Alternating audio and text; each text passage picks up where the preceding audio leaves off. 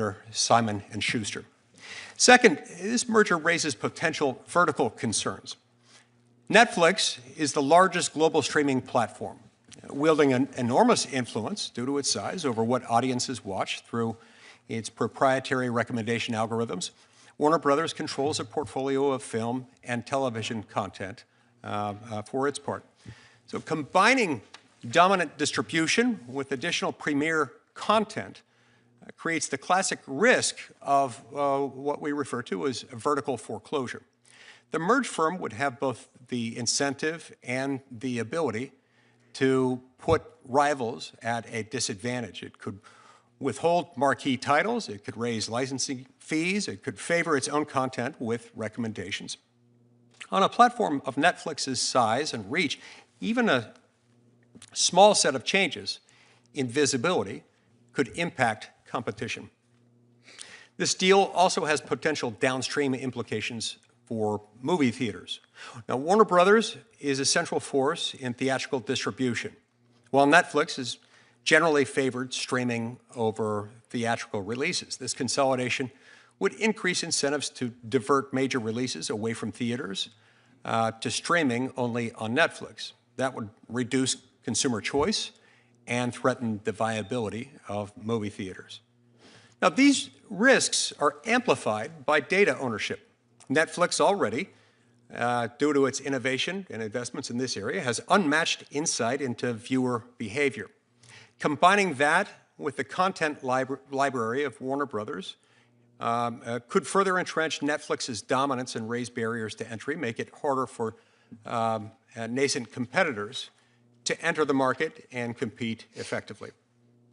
Antitrust cases are often decided on the basis of market definition, how you define the market in which the merged entity would make its appearance. It makes a big difference. In a subscription video on demand market, if it were defined in that way, the combined firm would likely exceed the 30% market share threshold, thus triggering a presumption of illegality established by the Supreme Court in longstanding precedent, the United States versus Philadelphia National Bank. Additionally, this merger does not occur in a vacuum. It doesn't occur in isolation. Netflix recently secured an exclusive multi-year agreement with Sony Pictures. This arrangement, announced really just in the last couple of weeks, suggests a broader strategy to consolidate even more premium content behind Netflix's own paywall. Even the uncertainty surrounding this merger risks weakening Warner Brothers as a strong, independent competitor to Netflix, which it currently is. So all told, one might say that Netflix seeks to become the one platform to rule them all, or at least to exercise a significant amount of market dominance. The merger raises numerous antitrust concerns. In a nutshell, consolidating both production and distribution power.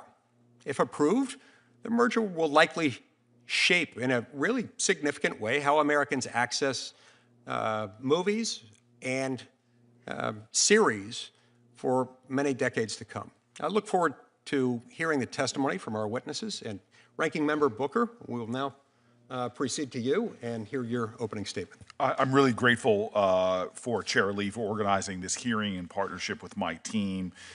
We both are coming at this and with a lot of bipartisan accord that we have a real crisis in our nation right now, with a level of corporate concentration like has not been seen for generations, going all the way back to the trust-busting days of Roosevelt. I would be remiss if I did not acknowledge that to my left is Amy Klobuchar, who literally wrote the book on antitrust enforcement, and having her leadership here and continued focus is extraordinary. And I'm grateful to serve in between both of these individuals, and just feel very grateful today.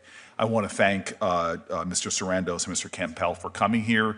It is not fun often to testify before Congress. Sometimes I wonder if it ranks higher than a visit to the proctologist or to the dentist. I'm not sure, but it means a lot that you all are here. Proctologists and dentists everywhere are outraged by that statement. I am sure I will get letters. I'm sure I will get letters. We're going to examine a lot of the specific facts of this proposed Warner Brothers Netflix merger, but I do want to say very specifically that there is an absence. I believe that this sale of Warner Brothers to any competitor could have serious consequences for consumers and for the television and film industry. And the absence of not having Paramount Skydance here, who has made a hostile takeover, is frustrating. I invited David Ellison, Chair and CEO of Paramount Skydance, to appear today. Mr. Ellison declined, stating that Paramount, quote, does not believe it would be useful or helpful for them to participate as a witness because their offer had been rejected. I'd like to just ask for unanimous consent for this letter to be submitted into the record. I do want to thank Mr. Ellison, though, for meeting with me and I know other senators in person to answer our questions. It was actually a very fruitful conversation. It's unfortunate it wasn't in public. Paramount's still a player here. They have made a hostile bid of $108 billion. And for that very reason, I again just want to state that their participation would be really relevant to this hearing. And it would be, in fact, be helpful for Congress to question them about this effort, especially given the serious concerns that I have regarding President Trump's involvement in the deal and the allegations of political favoritism. We're in an unprecedented time where we're seeing executive power being exercised in a way that Congress should be checking. We have seen allegations that Paramount has promised the president to make sweeping changes to CNN after Trump said that he thinks, quote, the people that have run CNN for the last long period of time are a disgrace. I think that it's imperative that CNN be sold, end quote.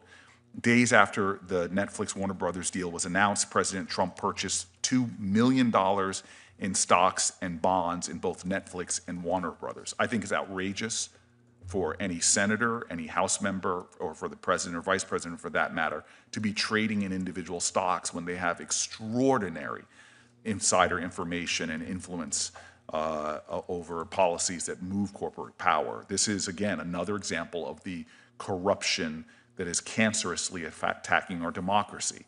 President Trump is using government power to reward allies, punish perceived enemies, and enable private enrichment at rates we have not seen before. While ordinary Americans are left paying higher prices, consumers are suffering, and money is siphoned off to the top, leaving families and workers worse off. And aside from the concerns of this administration's exploitation of antitrust enforcement, the acquisition of Warner Brothers Discovery by either Netflix or Paramount or any other competitor would result in concerning consolidation of a sector of our economy that has already been putting a squeeze on consumers and artists. Let's be clear, the sale of Warner Brothers to either Netflix or Paramount would have a significant impact on tens of thousands of Americans that work in the entertainment industry and American consumers. I've been hearing from people throughout this industry concerns, fears, worries, legitimate folks that don't have a political axe to grind who are very concerned about the matters we're discussing today and how they're going to impact their lives. So this is not an either-or situation. With either merger, another corporation will gain significant control over what we see, what we hear, and the news we consume.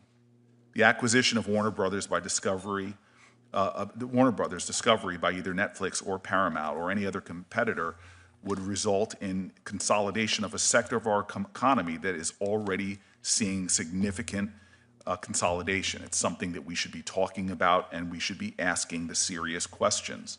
With either merger, another corporation will have that control, increased control over what we see, what we hear, and what news we consume.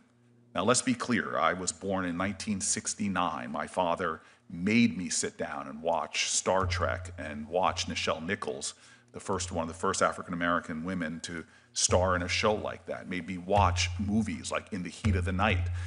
So much of our culture was shaped by extraordinary artists who showed diverse voices, who dreamed and saw a future that seemed almost impossible, that in fact there'd be a black senator sitting right now as a ranking member of this kind of committee. Art matters. Art is vital.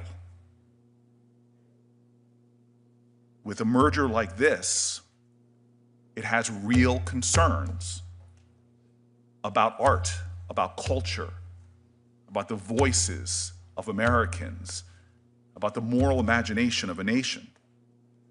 For years, workers, creators, and consumers have been told that consolidation in media and streaming would mean more choice, more unique stories, lower prices. I don't think we've seen that. What we have seen with each merger is higher subscription costs, fewer streaming options, shrinking creative opportunities. I've heard them from artists that I know personally. They speak of lower pay and growing instability for workers across the industry. Many voices that felt that just a decade ago they had chances to bring their art to life now worry that those options are dwindling. Even now, pre-merger, a small number of streaming companies control a lot, from content production to distribution and to the actual platforms through which consumers access entertainment. We are seeing a lot of vertical integration. We know Netflix power. I am a subscriber. I watch Netflix with probably hours I don't want to confess here in an open hearing and put on the record, but it is the dominant streaming platform of my household as well as in our nation. And that's just domestically. It has an extraordinary global scale and reach. Worldwide, they have over 325 million consumers, with their closest competitor, Disney Plus, with half of that at 130 million subscribers worldwide.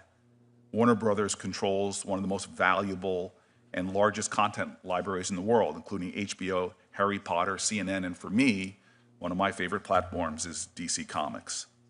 And the fact is that Netflix Warner Brothers transaction would consolidate the largest distribution platforms with one of the largest content producers, and that should raise questions that Americans should have answered. I have concerns about Netflix getting more power over consumers and leaving fewer alternatives and streaming platforms. I have concerns about startups and competition, and of course, as I've already stated, about the impact on artists and artistry in our country. I am angry about our antitrust laws, which have been ignored by Democrats and Republicans in the White House. I believe that we are now seeing consolidation that is screwing Americans from our farms to pharma. We are in a crisis in America. Our antitrust laws are designed to ensure that independent studios, smaller streaming services, and new entrants are not shut out and left unable to compete with companies that control both content and distribution. The concern that so many Americans have is not just about their jobs and the prices they're paying, but as my father, should he be alive right now, would be concerned about less movies and less original story making. We have such a vibrant entertainment industry. We have an entertainment industry that's the envy of the world and in fact shapes the world. I want to make sure that everything we're doing is protecting what is so profoundly American: freedom, the fact that workers are treated fairly, that consumers have choice, that competition exists. I urge federal enforcers to review this merger fairly and without political bias, without a president bringing his personality and his political opportunism to bear. I think what the American people deserve is to see our laws, as conceived by previous generations, enforced justly and thoroughly. I look forward to hearing from the witnesses, and again, I thank them for being here. Thank you, Ranking Member Booker, and what you offered will be admitted to the record without objection. The Senate Antitrust Subcommittee is, of course, a subcommittee of the Senate Judiciary Committee. We're grateful to have the chairman of the full Senate Judiciary Committee, Senator Grassley, here with us, and we'll now turn to him for his opening statement. Thank you. Every seat in this hearing room is filled, which speaks to the great interest in this issue, and it also speaks to maybe some of the controversy with the issue. This committee is interested in this because we want to make sure the Department of Justice and the Federal Trade Commission does its job of oversight on antitrust. So I thank Chairman Lee and Ranking Member Booker for holding today's hearing on this proposed Netflix Warner Brothers transaction. We all know that America pioneered the film industry from Hollywood musicals to John Wayne westerns and the rise of modern television. Families still enjoy watching shows together, and it remains an very important part of our culture. But how people watch these productions has changed quickly. The proposed transaction this committee will focus on today would combine Netflix, a leading subscription streaming platform, with Warner Brothers studio assets and HBO Max, another streaming service. This proposed merger could affect prices and choices. Congress enacted the antitrust laws to protect competition and consumers. The Department of Justice and the Federal Trade Commission must apply those laws using a neutral, evidence-based approach, and Congress has an oversight role to play, and that's why we're here today. Opponents warn that this deal could reduce head-to-head competition in subscription streaming and lead to higher prices or less innovation. Families in my state of Iowa and across the country already juggle multiple subscriptions, and they deserve real competition that keeps prices in check. Opponents also caution that a combined firm could limit access to popular content, limit licensing options, and make it harder for rivals to emerge and compete. Theater owners worry about shorter release windows and fewer wide theatrical releases, which could harm neighborhood cinemas, those they employ, and affect local economies. Competition in this sector doesn't only depend on who has the most subscribers. High-quality franchisees and libraries can shape competition by affecting what rivals are able to license, and also affects what choices consumers ultimately have. Control of both a large platform and a deep library of films and shows can affect the bargaining power across the industry. So I say regulators ought to examine those dynamics very carefully. The companies will, of course, argue this transaction will improve quality, expand distribution, and create efficiencies that help them invest more in content. Those claims deserve fair scrutiny. Any claimed benefit must result from the merger itself, be verifiable, and likely make content available to more families. Further, and importantly, merger review shouldn't be used as a strategy to keep a company from moving forward for years by limiting its ability to pursue lawful alternatives while market conditions continue to change. So I encourage our antitrust regulators to carefully scrutinize this transaction to ensure that competition is not undermined and to make sure that consumers are protected. So I thank all the witnesses today for their testimony, and I look forward to the discussion. Thank you, Mr. Chairman. Thanks so much, Mr. Chairman. The Ranking Member Durbin, the Ranking Member on the Judiciary Committee, has a conflict. Will be here later, so we'll be able to hear from him in due course when he arrives. Now I'm going to introduce our two witnesses for today. We've got Mr. Ted Sarantos, who's the co-chairman and executive officer of Netflix, and we've got Mr. Bruce Campbell, the chief revenue and strategy officer at Warner Brothers Discovery. If the two witnesses will please rise and raise your right hand to be sworn in. Do you swear or affirm that the testimony you're about to give to the subcommittee will be the truth, the whole truth, and nothing but the truth, so help you God? Thank you.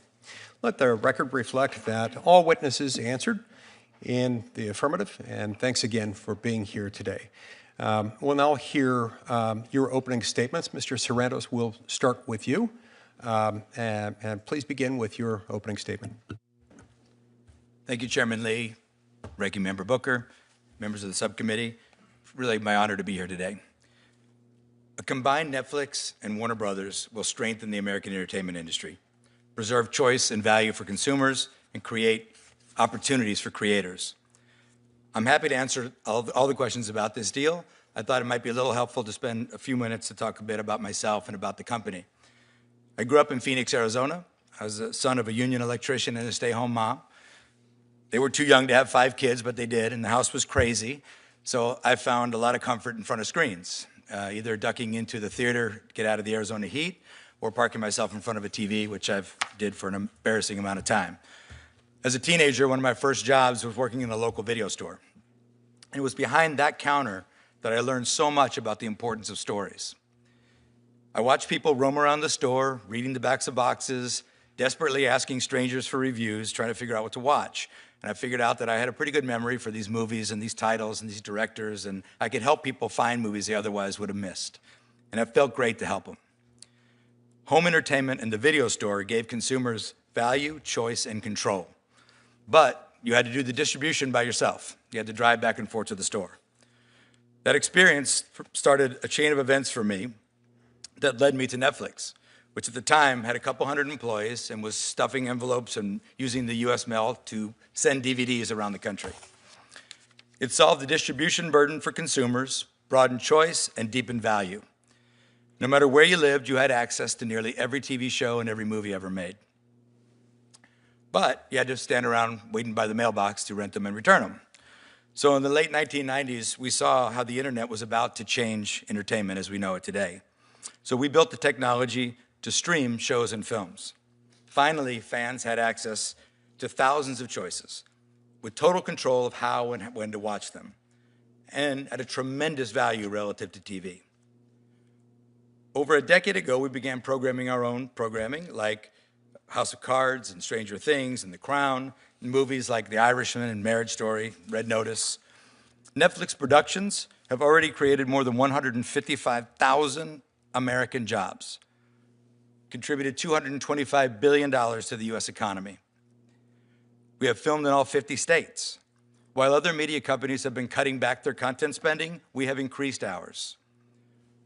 If you're wondering if we're in this for the long haul, we're spending $1 billion right now to transform the old Fort Monmouth military base in New Jersey into a state-of-the-art production facility, revitalizing the local economy there. We also export American stories to the world.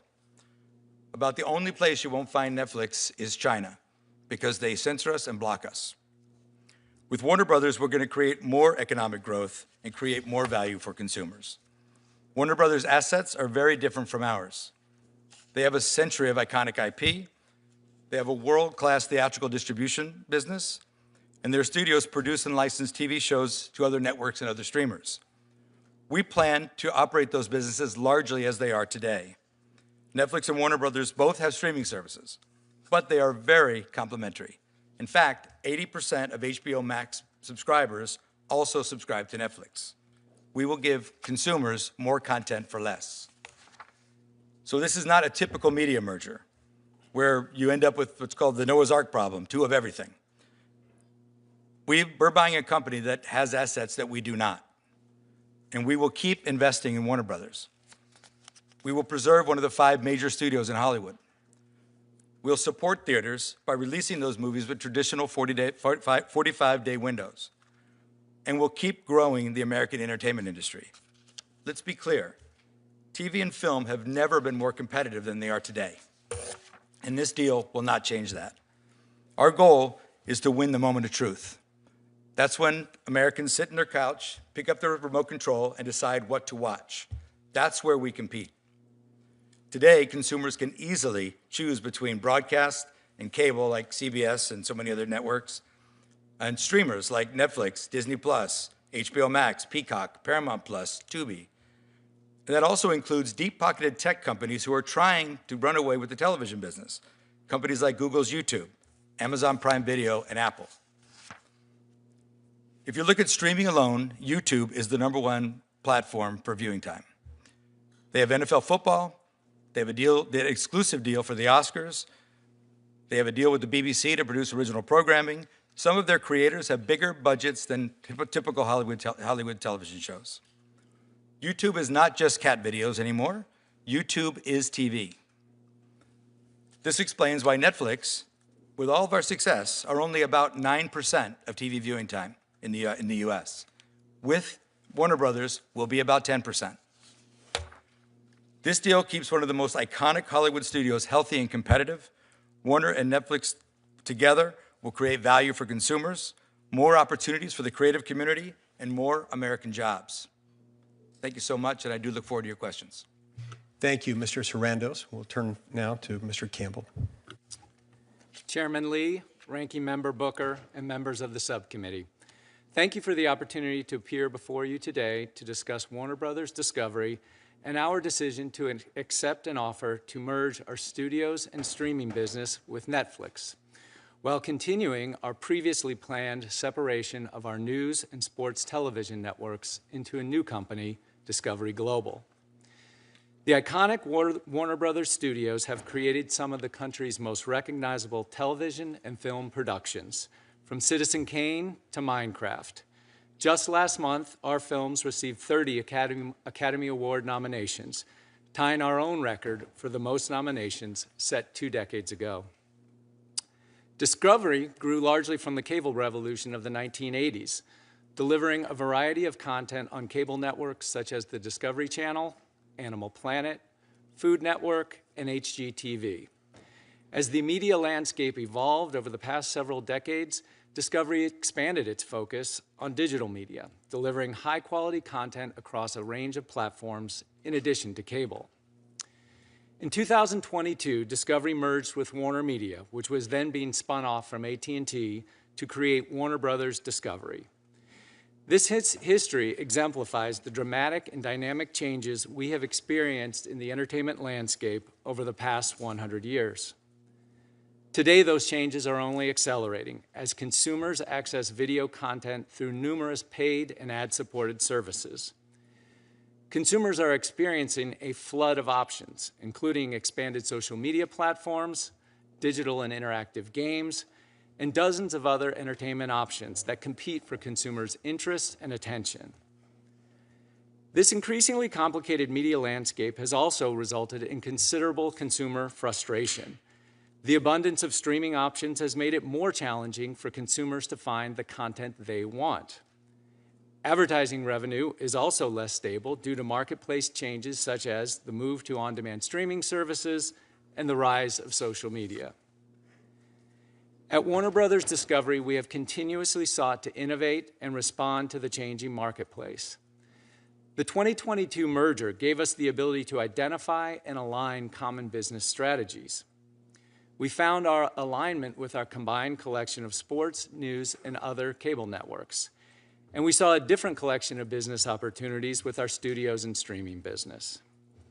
We concluded that the company would be best served by separating the studios and streaming division from news, sports, and entertainment networks, such as CNN, TBS, and HGTV. Last summer, we announced plans to split into 2 companies, Warner Brothers and Discovery Global. The separation strategy was designed to position each company for long-term success by enhancing the strategic flexibility and sharpening the competitive focus of each entity. That decision prompted others in the industry to look anew at the company and our world-class collection of media franchises, brands, and properties. Last fall, we began to receive various outreach and offers, including most significantly from Paramount Skydance and Netflix. Our board responded with a full review of the company's strategic options. Paramount Skydance, Netflix, and another company made a variety of offers that our board considered carefully and fully. Ultimately, after careful evaluation of the competing offers, our board unanimously determined that Netflix's offer was and remains the best opportunity for our company. In this proposal, we saw a compelling and unique opportunity to combine our existing separation strategy with the strengths of Netflix. This vertical merger permits Netflix to expand its nascent movie and television production capabilities with the addition of the Warner Brothers studio assets. It gives our production capabilities access to Netflix's popular and consumer-friendly streaming and distribution platform. The merger also permits us to continue our planned separation of the Global Networks business, which we continue to believe is in the best long-term interests of the company. At the same time, the board continues to review and evaluate additional offers as they have been received to determine if any are superior to the Netflix offer, consistent with the board's obligations under law. We are excited about the future of the combined company with Netflix, and we look forward to providing consumers with thrilling and entertaining content across all of our storied media properties for many years to come. Thank you, and I look forward to answering your questions. Thank you so much. All right, we're now going to proceed to questions. Each senator will have 5 minutes to ask questions per round, and we'll alternate between Republicans and Democrats in order of seniority subject to the early bird rule. And as I mentioned earlier, Ranking Member Durbin has had a conflict, so when he arrives, we'll hope to hear his opening statement as well. Mr. Sarandos, why don't we start with you, if that's all right. Now, Netflix, under current conditions, that is pre-merger status quo Netflix, it produces and distributes its own scripted long-form, full-length feature films, TV shows, documentaries, and series, correct? Thank you, Senator Lee. Yes, it is correct. We do produce, it is a small portion of our title but offering. it's part of your library. Part of our library, yes. In fact, it plans to invest roughly $20 billion annually, separate and apart from the merger, in order to increase production, adding to its portfolio. Is that right? Production and licensing, correct, Yes. sir, yes. So if Netflix already produces content and plans to increase production, increase that investment on new production, regardless of the merger, tell me why you want to make this acquisition with a competing content producer and a competing streaming platform. Well, today, Warner Brothers is both a competitor and a supplier. And our history, the reason I walked through that little history in the opening was that our history and my own professional history has been about adding more and more value to consumers. Right. And you do that by adding more choice. And to do that, it requires a great deal of volume of production and a volume of licensing, which we do today. I would say, too... By supplier, you're referring to the fact that through licensing arrangements, you already... Correct. We license television series and film well, you don't really air, you stream some of their content. Correct. In movies in various windows, and in original series and licensed series as well. Now, YouTube does not invest in producing original content, at least not in the same order of magnitude, not anywhere near what Netflix does. Is that right? I can't speak to their specific economic impact. I know that they do not share the risk with the creators in doing that. They certainly step up, and we compete with them for things like that Academy Award deal, certainly for the NFL football games they recently did with the NFL game in Brazil. Now, So yes, they do spend a great deal of money on content. Now, YouTube does share advertising revenue with users, primarily, I believe, with users who do produce their own content. I assume you wouldn't disagree with that characterization. In other words, Yes. most of regular YouTube, let's differentiate for a minute. YouTube from YouTube TV, which is a different thing altogether. It's like a cable TV subscription. But YouTube, whether it's regular YouTube, streams free, doesn't require login credentials, doesn't require any subscription, unless you want to get YouTube Premium, which allows you to bypass the ads attached to the streaming device, in which case you've got to pay a fee and have subscriber login credentials for that. They're not in the same business. They're not producing the same thing. Sure, they produce content, they share advertising revenue with creators, but these are more like sort of end user creators producing shorter content, not full feature length films typically. Isn't that right?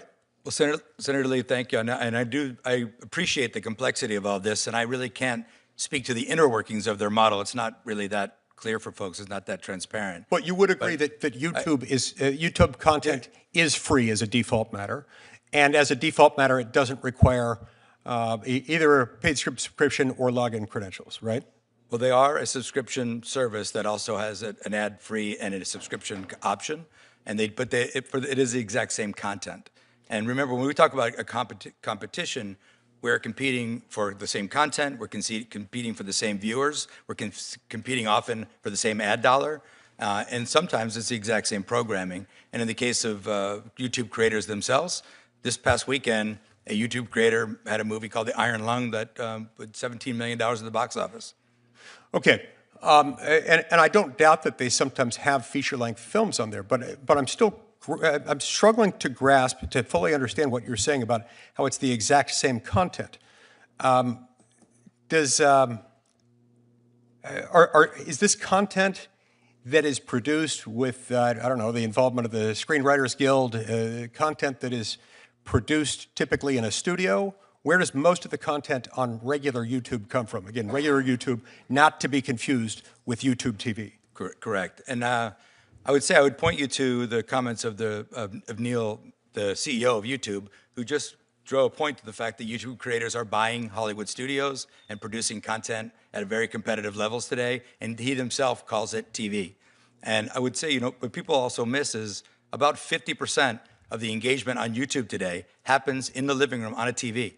I think people largely think of YouTube as a mobile device service, and it is 50% today and growing very fast on television. And for Netflix, a very small percentage of our content is ever watched on a mobile device. It's primarily on television. And on that screen, sir, it is a zero-sum game. So if you're watching YouTube, you're not watching HBO Max, you're not watching Netflix, you're not watching CBS.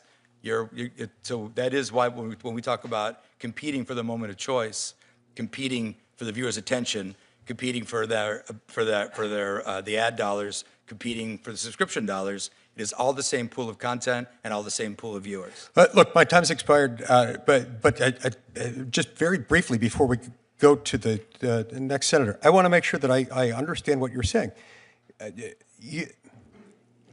Sure, you're choosing between this and something else in the same sense that if I'm watching anything on a screen, whether it's a small screen or a big screen on the wall, I'm not watching something else or doing something else. The two compete in the same sense that they compete for what else one might do in one's day, reorganize one's sock drawer, think about the dormant commerce clause of the Constitution, or something else really fun like that. But it's not necessarily the same content. In fact, YouTube, regular YouTube, not to be confused with YouTube TV, which is like a cable subscription thing, the lion's share, the overwhelming share of what one consumes on YouTube while watching YouTube is not full-length feature films written by screenwriters produced by full studios, is it? Are we okay on time for me to answer? Well, yeah, just answer quickly, and then we'll go to Senator Schiff. So the exact splits of what type of programming is seen on YouTube is not, again, there's no transparent reporting of the viewing, except for what shows up as a view count on YouTube, unlike the other counts. But I would tell you that it is increasingly the exact same programming, meaning if you did not watch Saturday Night Live on Saturday night, you probably watched it on Sunday morning on YouTube. Okay. The exact same show. I may want to get back to that in a subsequent round. Senator Schiff, you have the button. Thank you, Senator. Thank you, Chairman, and thank you, gentlemen, for being here. I appreciate the opportunity to hear from you. Mr. Cameron, let me start with you. Most of, I think, well, a lot of my concerns, whether it's this merger or the proposed Paramount merger, have to do with the impact on the workforce, impact on consumer choice and cost, among other things. Most of the media consolidation we have seen has not resulted in lower costs for consumers, but has resulted in a lot of layoffs and job losses. Do you think that will be the case here? That is, as a result of this merger, should we expect there'll be a round of layoffs, and how large? Should we expect consumer prices to go up? And if not, why should we think this will be the exception? Thank you, Senator. No, I think the answer is no in both cases. One of the reasons that the Netflix offer appealed to us so much at Warner Brothers Discovery is to Mr. Sarandos's point, that they don't have the type of film studio and film distribution infrastructure that we do today. They don't have the type of television studio that we do today.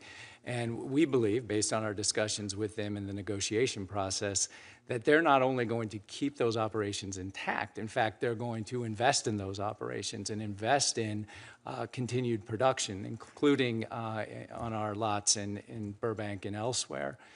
Similarly, on the consumer side, as Mr. Sarandos said, 80% of the HBO Max subscribers today already get Netflix. Now, with this transaction, Netflix will have the opportunity to offer those two services together at a discount.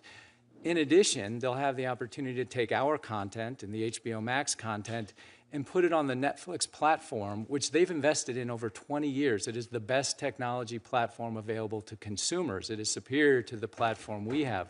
I think that, too, will be very pro-consumer. And Mr. Sarandos, let me ask you about a couple of things, and I know we discussed part of this already, but Good to see you again. good to see you too. Share with us your thoughts on the impact on the theater industry. Yeah. I happen to be one of those people who loves to go see movies in the theater and be surrounded by other people experiencing the same thing. There was a lot of concern that given the business model you've had to date, that theatrical exhibitions will be cut down from 45 days or whatever they generally are, the industry standard, down to a lot less, maybe 17.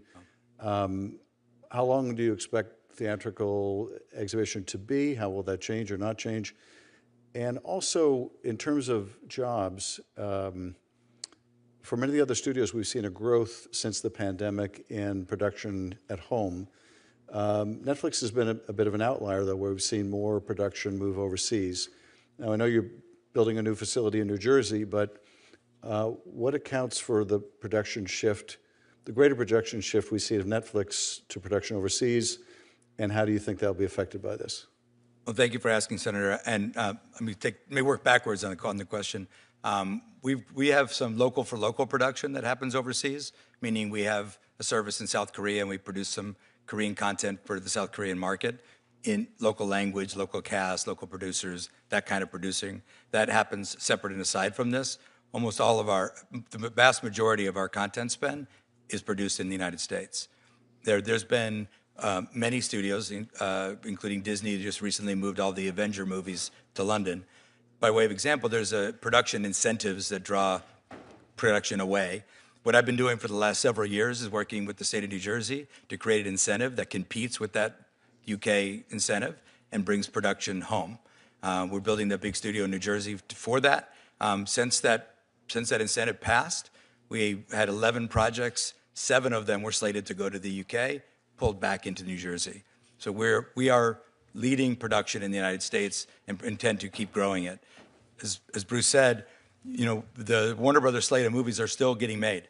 We're making them. We're going to operate Warner Brothers Studio largely as it is today, including releasing the movies in the theater with the traditional 45-day window. Now, I know I've earned some skepticism over the years on this because I was talking a lot about Netflix business model, which was different from that. We didn't own a theatrical distributor before. We do now, and a great one. They did $4 billion in box office last year. So that's all baked into the price of this company that we're looking at, and we want to keep that going and invest further in that.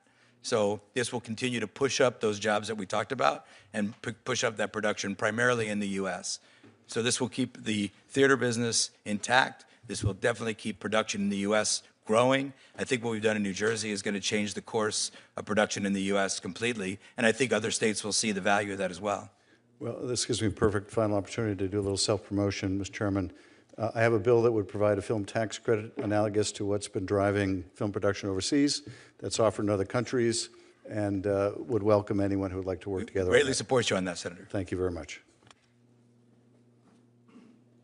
Thank you, Senator Shipp. Senator Hawley. Thank you, Mr. Chairman, for calling this hearing. Welcome to the witnesses. Mr. Sarandos, if I could just start with you, let's continue to talk a little bit about the labor impacts here, if we could. How many U.S.-based employees does Netflix currently employ, do you know? About 10,000. Yeah, what about in production roles?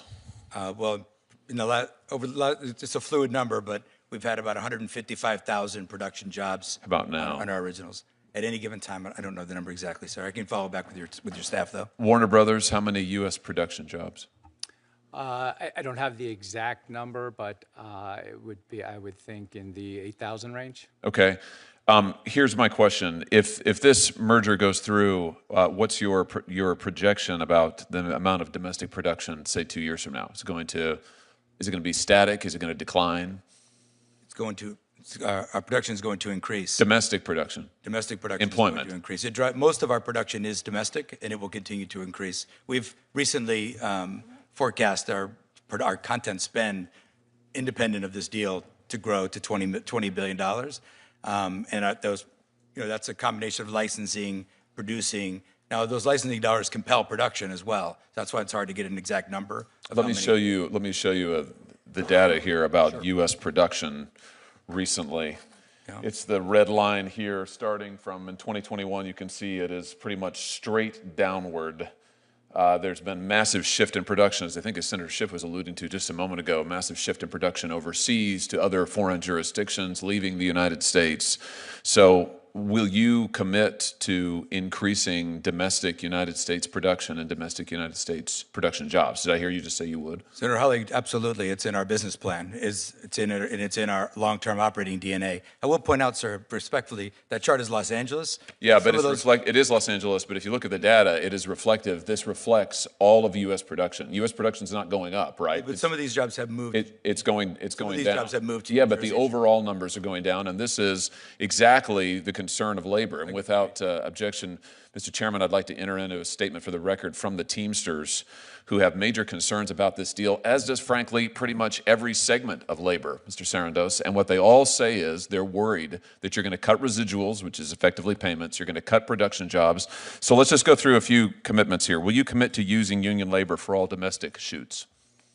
We do use union labor. Will you commit to using it in the future for all of your domestic shoots if this deal goes through? Senator Hawley, we do use, this is the most unionized industry in America, and we use union labor on all our production. And you're going to going forward. I'm looking for a commitment. You have my commitment. Will you commit to a 45-day or longer theatrical release window for major Warner Brothers films?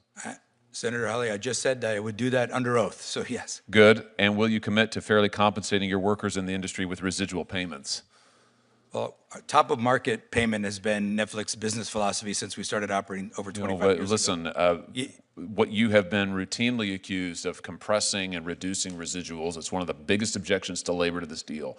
So let's see if you can lay that to rest today. Will you commit to full residuals? Senator Hawley, I would like to tell you this is a very complicated answer because we prepay. That's usually on the way to no. That's usually a way of saying no. So I'm looking for yes. Senator Hawley, I understand this is not a yes or no answer. It kind of is, though. It kind of isn't because, and we were going to sit down with the unions. You're disappointing me. Starting in the next few days, sir, we're sitting down with the unions for new contract talks that start actually in 3 days. That's a complicated, long no. I would really hope it would be yes. Okay. Are you asking me to commit to residuals in the traditional form?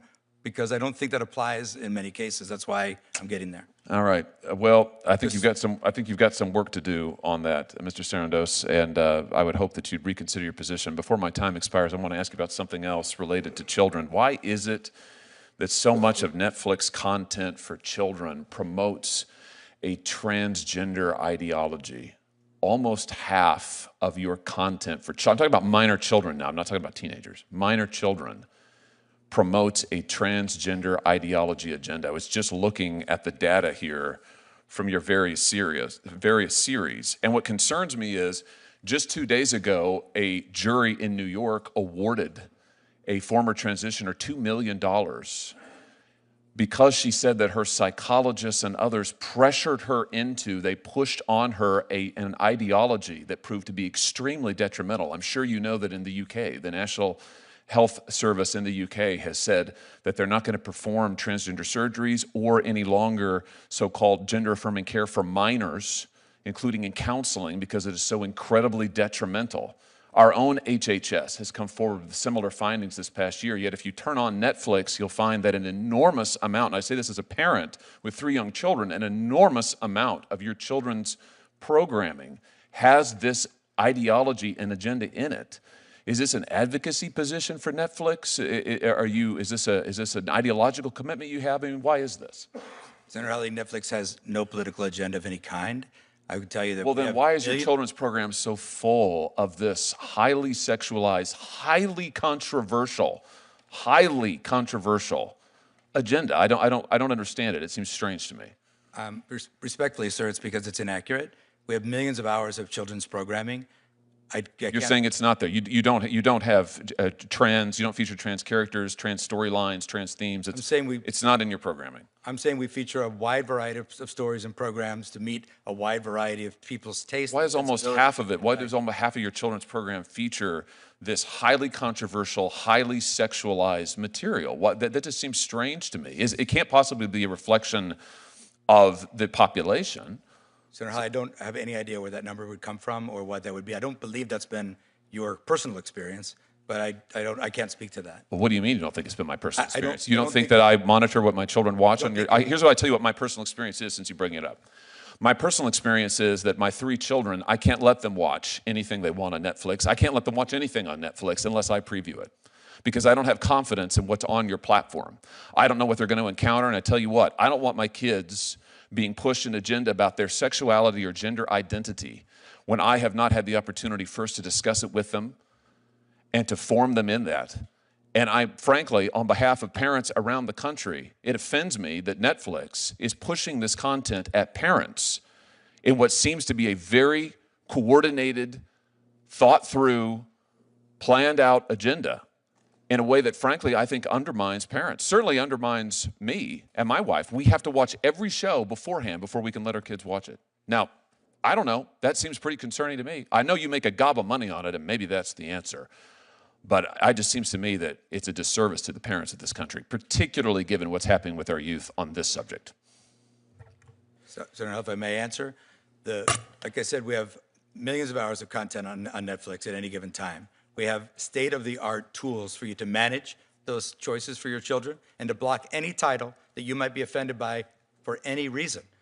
So we are parents at Netflix as well. We share all your concerns about raising kids and also the ability to raise them as you see fit in your household and anyone else's household as well. My concern is that you don't share my values or those of many other American parents, and you want the United States government to allow you to become one of the largest, if not the largest, streaming monopolist in the world.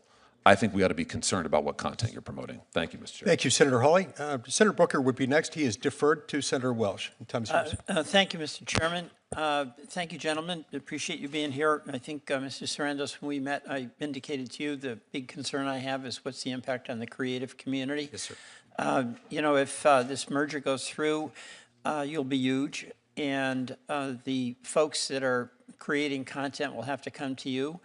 And it's hard to see how, with fewer outlets for a person who, or creators who have something special to present to the American people, if they have fewer options, it's going to suppress creative content. Can you address that? Absolutely. The best way to keep giving opportunity to creators is to make more content, make more productions. Netflix is leading the way in doing that.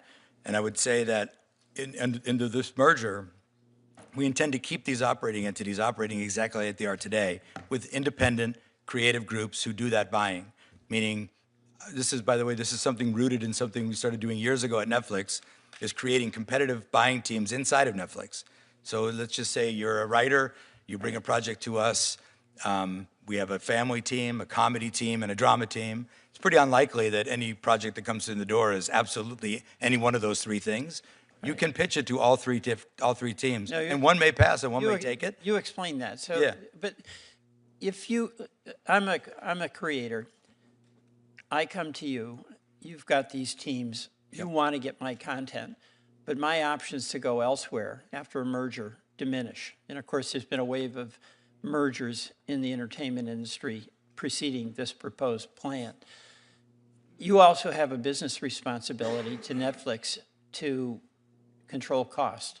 One of the ways you control cost is you pay me as a creator less. And me as a creator, if I have fewer places to go, there's less competition for you. Isn't that dynamic, like real and inevitable with this merger?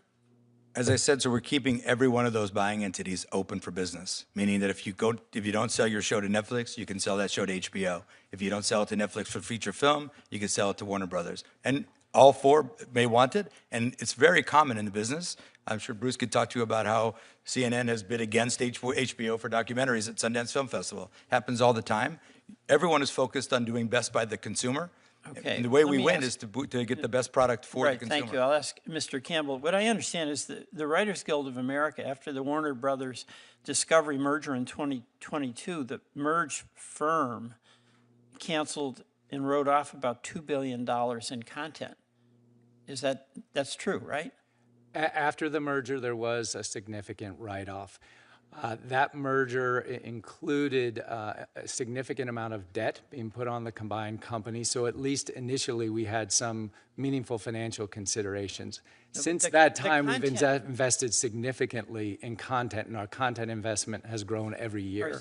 This is really the question that I need to be answered. I think it's incredibly important that we have more content, not less. I think it's incredibly important that we have creators and writers and producers having an opportunity to get their story to us, to try to get the benefit of stories that are told to America about our own experience.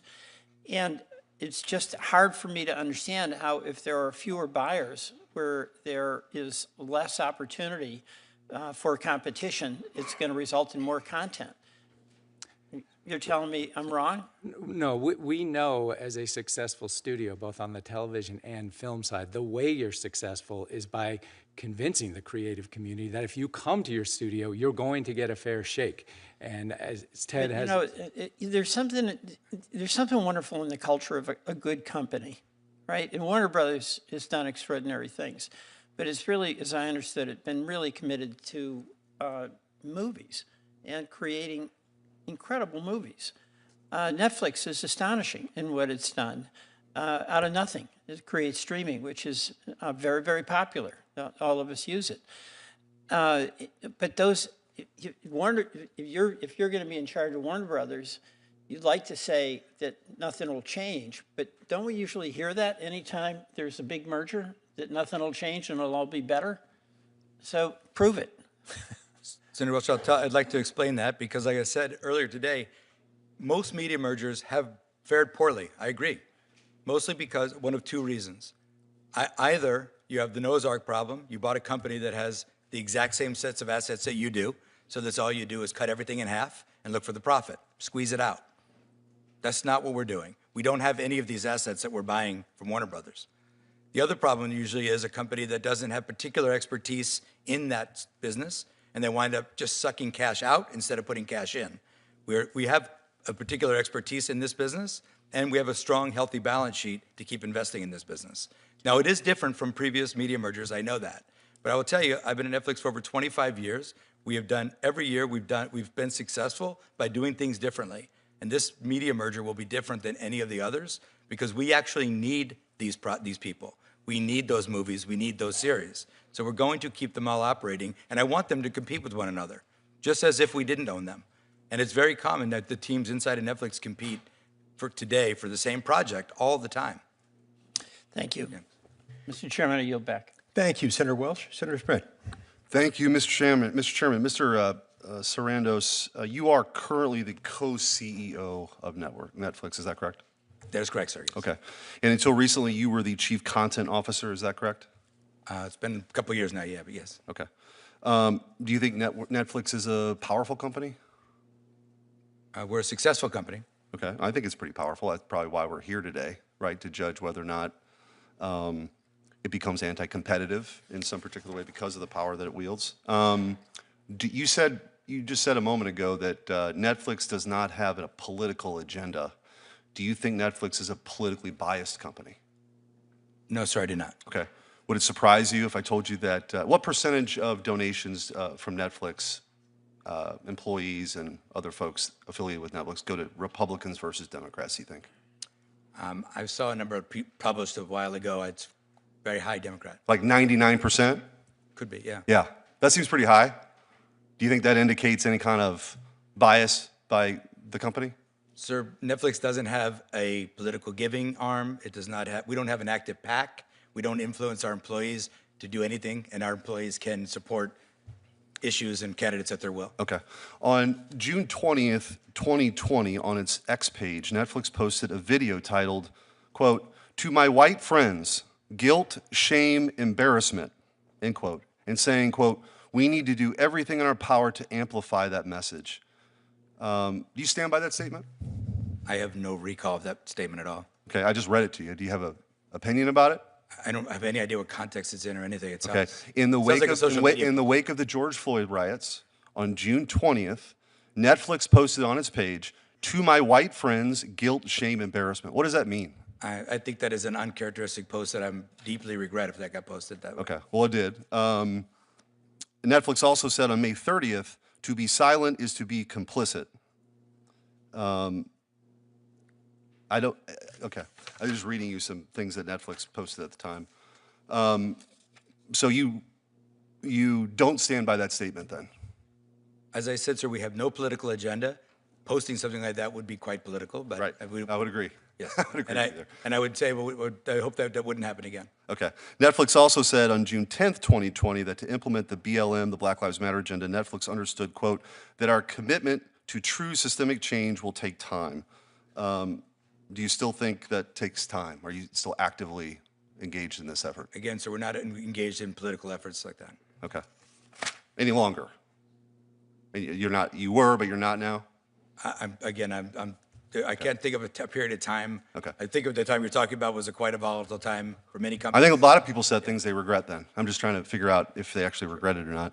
I'm not going to get into your quotes on DEI, but it seems that both you and Netflix both have made a habit of promoting DEI and wokeness. I'll just give a few examples. Netflix content is synonymous for the modern phenomenon of race swapping, both historical and real and fictional characters. Just a few examples. Netflix made Black Vikings. Netflix changed Cleopatra from Macedonian to black. Achilles changed from Greek to black. Netflix overtly sexualizes children in its Cuties film related to preteen girls. You mentioned earlier that you can block for titles. I'm not sure blocking the word cuties would shield kids from the over-sexualized content in Cuties. So I'm not sure that's sufficient enough. Netflix, it continues to push sexual and gender theory on kids, and maybe this is what was being referred to earlier. 41% of G-rated, kid-approved series contain LGBTQIA+ content. You are the co-CEO, you were the chief content officer until recently. Yes or no, does Netflix stand by its content production decisions? Senator Schmidt, we have a great deal of programming on Netflix for all left, right, and center. We have state-of-the-art tools for parents to manage what their kids see on Netflix. You can block anything. What you just described is exactly how it works. You block that title. No, But why would I block Cuties? What would, if a G-rated movie came out called Cuties, why would I have any belief as a parent that would be related to over-sexualized kids? That film you're speaking of is a MA-rated adult movie for adults, not for kids. And the larger point, sir, is that of all the American values that we all share, and I understand parenthood is hard, I understand it's a difficult world that we all navigate, but the one we value a lot is the First Amendment. A lot of that is freedom of speech. And, I get it. And what I want to do is give creators a place to tell their stories and parents a place to control what I their have no parents see. problem with a wide variety of content. That's not the issue. This is America. But I guess the point I'm making is that your company has made overtly political statements, has moved an agenda of DEI. You have Susan Rice on your board, the founder of sort of Barack Obama's DEI agenda. 99% of your employees contribute to Democrats to the tune of hundreds of millions of dollars. Your content's over-sexualized for kids. You're engaged in this very woke programming, overwhelmingly. You do have some other options, but overwhelmingly. So the question before this committee, and you come before Congress, why in the world would we give a seal of approval or a thumbs up to make you the largest behemoth on the planet related to content? It seems as though you have engaged in creating not only a monopoly of content potentially, but the wokest content in the history of the world. So forgive me if I'm a little concerned, not only as a parent, but also that somebody believes that we ought to have a wide variety of content options. There are some, but the overwhelming majority of your stuff right now is overwhelmingly woke. and it's not reflective of what the American people want to see. So respectfully, if you ask a Netflix member today, or a consumer today generally, how they view Netflix, I think that what a proof point that we might be doing the right thing is they talk about Netflix in the exact same terms as they talk about the country. About 40% conservative, about 40% liberal, and about 20% don't know. You can look for and you can search for a character, an image, or But that's not what it is. Those are not the statistics I gave you. I don't know what those The statistics came from. 40% of your content for G-rated stuff has LGBTQIA themes. So they don't, I respectfully don't know how they We're happy to would follow up, handle and I'd that. love to get a response. I'd love to engage with your staff to Great. figure out how I'd they love to continue the get to that conversation. number. Thank you. Thank you, Senator Schmidt. Senator Booker, you're next. I'm getting back to the subject of antitrust. Thank you.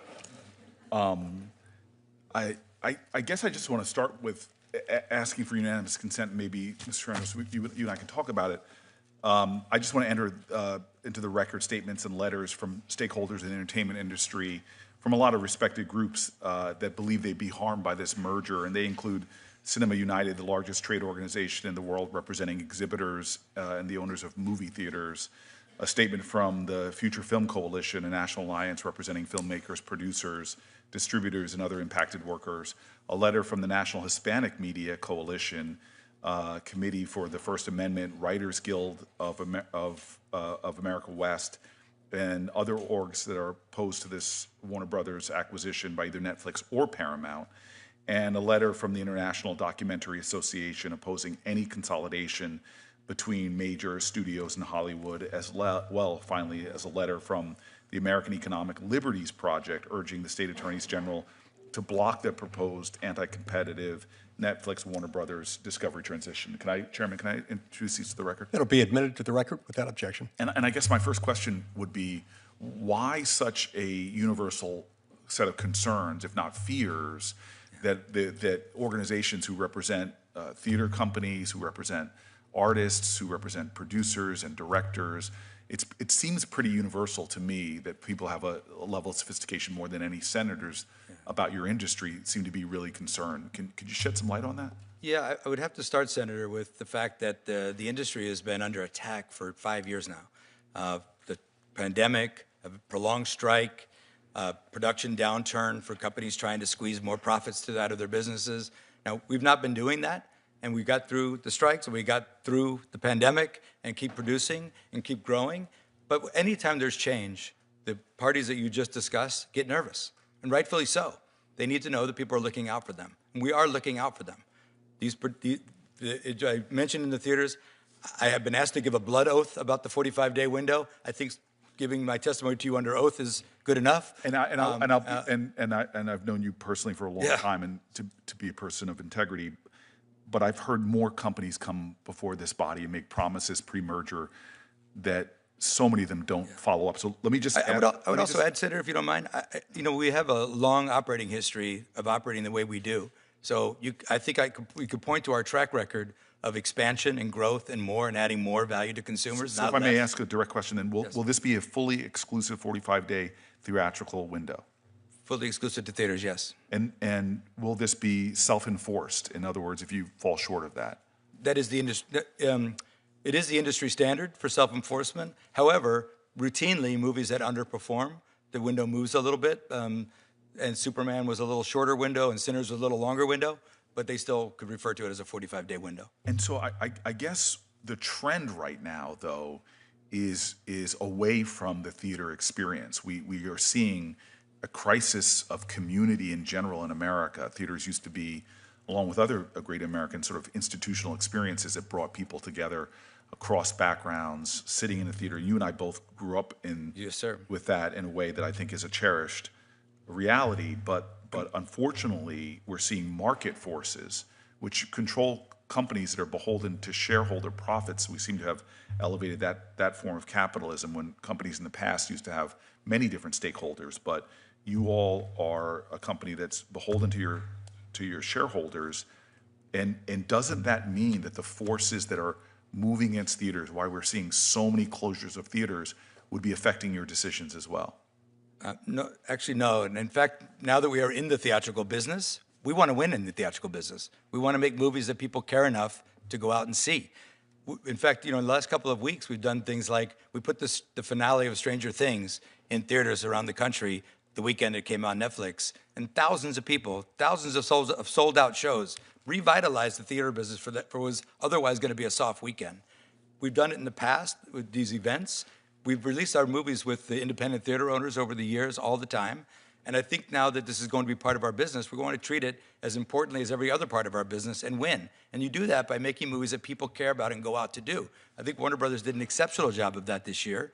And they did $4 billion at the box office, which is one of the reasons why this company costs so much to buy. So we want to keep that going and actually improve and build on it.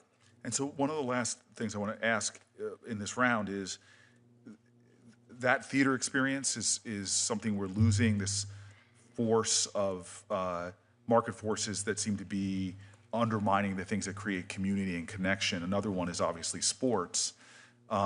This summer, the FIFA Men's World Cup will culminate in Jersey, which I'm really proud of, as you can imagine.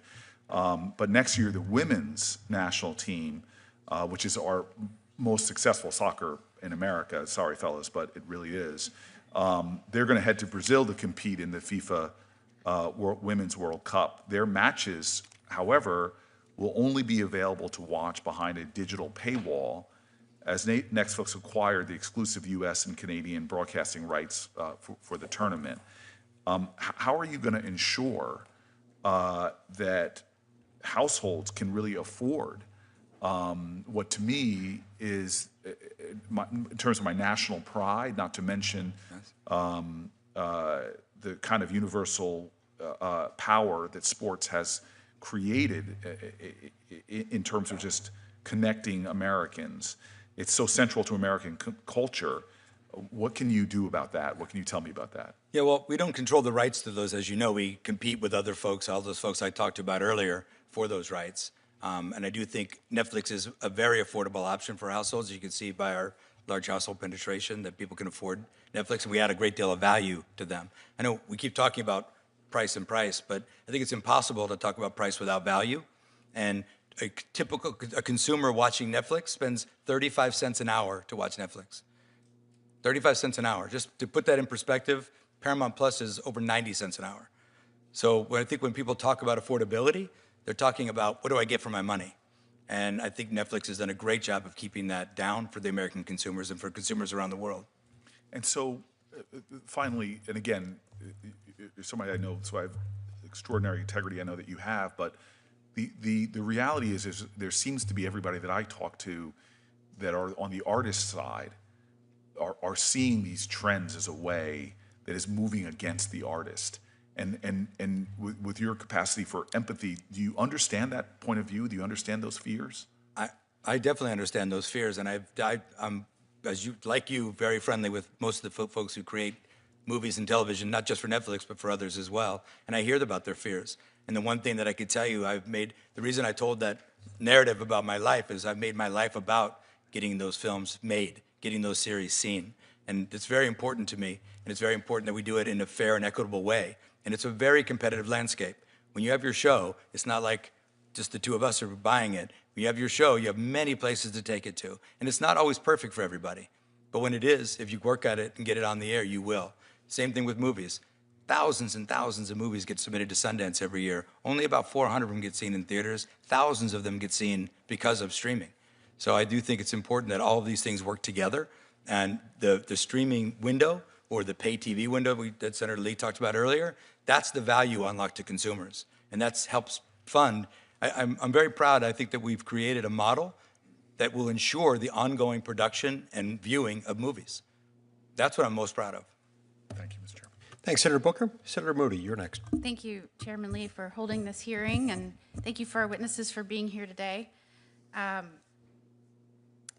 I think when there was an aside comment, like, let me get back to antitrust, as if the concerns that were raised because we'll have fewer players in this market is not something that's related to antitrust. Indeed, antitrust laws were created to ensure that there's meaningful competition to protect consumers, correct? Correct. And some of the issues raised by parents, both parents, young children in school, I'm a parent, young child in school, a lot of those concerns came up because more and more and more of the content that was produced or made available through your streaming service had to be screened or vigilantly watch their children as they're watching TV to make sure that they're watching things that were acceptable in their household. You would agree? You're a parent. You would I'm a agree? parent, and I think parents have to be vigilant about everything they watch anywhere they're watching. So I remember this Cuties documentary because I was the attorney general in Florida at the time and a mother of a young child, and immediately raised concerns to your company, who quickly dismissed my concerns. And you say, well, that was rated for adults. That wasn't rated for adults. It was 15 plus, correct? No, ma'am, it was MA.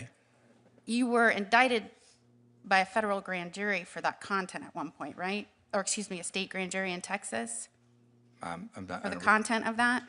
I don't recall. I don't recall. I believe it was 15 plus, and maybe I'm wrong. Okay. But in my world, that's not for adults.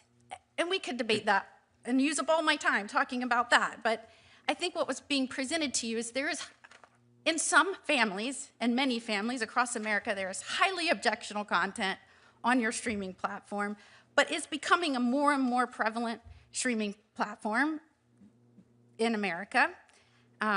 You were confronted with some prior statements that you had made, and you said in response to that, I hope that wouldn't happen again. Very aspirational. Any parameters that have been put in place or policies that have been put in place to make sure that doesn't happen? I'm sorry, Senator, I'm just, which one are we speaking of? The previous- numerous statements that were put forth Yep. by Netflix. Sure, what I said. You is- said, these are so. I hope that wouldn't happen again, as if just by a wish and a prayer, it will never happen again. But are there policies in place that would prevent statements like that? There are policies in place. Our social media postings are not a place for politics. Our business intent is to entertain the world. It is not to have a political agenda. There are policies in place that to make sure. What I'm saying and is we're that these here- are people one who do second. it. We're here because you're proposing to become even larger. And if there are folks across America that are already struggling with their limited options, you're proposing you become even larger, and I am just saying, maybe that shouldn't have been a joke. Let's get back to antitrust. Let's truly talk about whether there are going to be options. In fact, we need to make sure that indeed these laws are protecting American consumers as they're meant to, and they're not just, and Chairman Lee's concerns that they're not just a way for government to choose winners by stringing along acquisition, which I saw in the Biden administration happen. Do you think that, and I know you say that this might help with costs, that costs to consumers may go down, or do you believe that you're going to have to put in place some sort of agreements to make sure that the competition remains strong and that consumers are protected in costs? Well, Senator, as I said earlier, this does not present a concentration risk that would require remedies like that. Our prices have gone up slower than all of our competitors, and as I was just saying to Senator Booker, they also offer much more value for the money. Again, I think consumers feel value in what do they get for their money. Am I wrong? In the last 10 years, hasn't Netflix costs already doubled? I'm not sure of the math. I do believe that streaming costs across the board have gone up for consumers. Well, the in our Netflix case, costs in the last 10 years have doubled, and that outpaces the rate of inflation. we have multiple tiers of service, so I'm not sure that that's true. Are there guardrails that you're proposing that might ensure that this merger doesn't increase prices to consumers? I mean, like I said, we don't believe that this merger represents any concentration risk. We are speaking actively with DOJ right now on the process, and it's still pretty early in that process. Thank you, Chairman. Thanks, Senator Mooney. Senator Klobuchar, you're up next. Thank you, Mr. Chairman.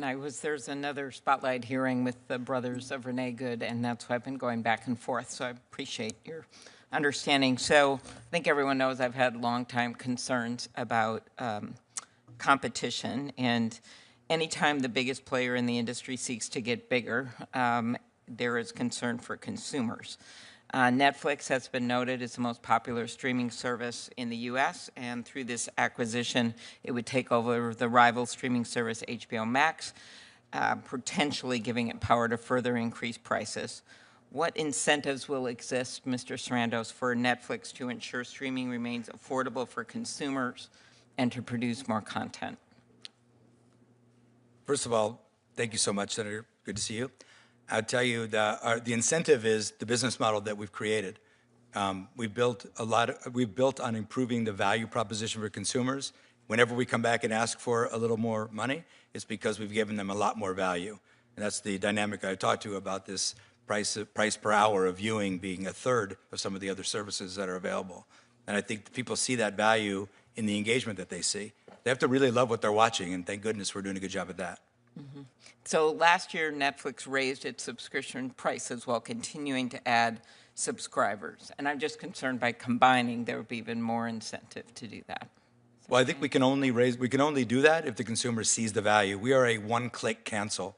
So if at any point the consumer says that's too much for what I'm getting, they could just with one click of the button cancel Netflix. So that whole process of being able to fund more entertainment for consumers, you have to do it in perfect harmony.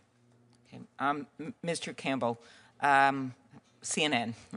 I think we need more independent and diverse sources of news, not less. The 24/7 nature of CNN allows people to immediately get news. And while Warner Brothers Discovery's linear television assets, including CNN, aren't part of this transaction, it's vital that CNN remain a viable, independent source of news moving forward. What are your plans for CNN as part of a standalone entity, and how will you ensure that consumers retain CNN as an independent, reliable source of news?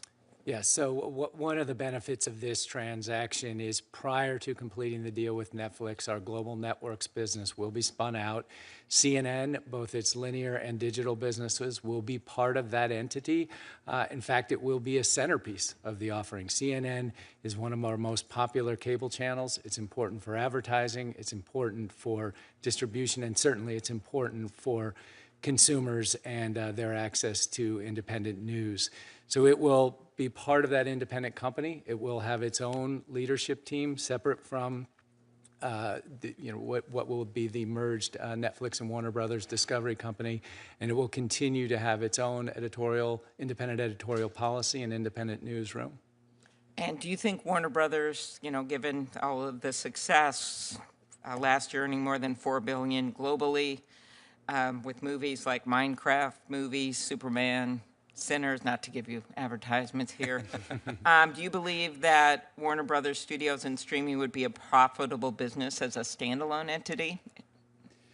We are a profitable studio. We've had great success. This movie studio business goes up and down every year. And as I mentioned in my opening statements, we didn't necessarily set out to sell that business. Our goal was to separate the two companies because they have very different business models. It was only when we got the inbound interest that we looked at our strategic options. Certainly, under Netflix leadership, I think there's an even greater opportunity for that Warner Brothers business to grow. I know that Ted and his team are committed to continuing to invest in the great content there. So yes, we're profitable today, but I think there's an even better business with Netflix. Mr. Sarandos, just to turn, I know some of my colleagues asked about theaters, which I'm concerned about. I think it's a very important part of our, of places to gather and see movies together. And Mr. Sarandos, iconic films have been made all over the U.S. In Minnesota, I'm sure you take note that the Coen brothers, Fargo, to Disney's Mighty Ducks to, of course, Grumpy Old Men were made in Minnesota. It's a beautiful place. Yeah, but we could do better. And so we have seen more and more production of movies shift overseas. And while announcing its planned acquisition of Warner Brothers, Netflix said the deal would, quote, significantly expand U.S. production capacity and continue to grow investment in original content over the long term. Could you talk about the effect this is going to have on film production in the U.S. And what will happen here?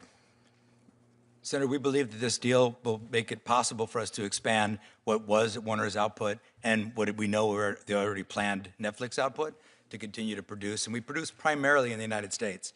Most of what we make outside of the United States is local language, local production for local audiences. And some of the incentives that we were able to work on with Governor Murphy in New Jersey made it so it's so competitive to film in New Jersey that there's no reason to go overseas for a film production, not just Netflix, for others.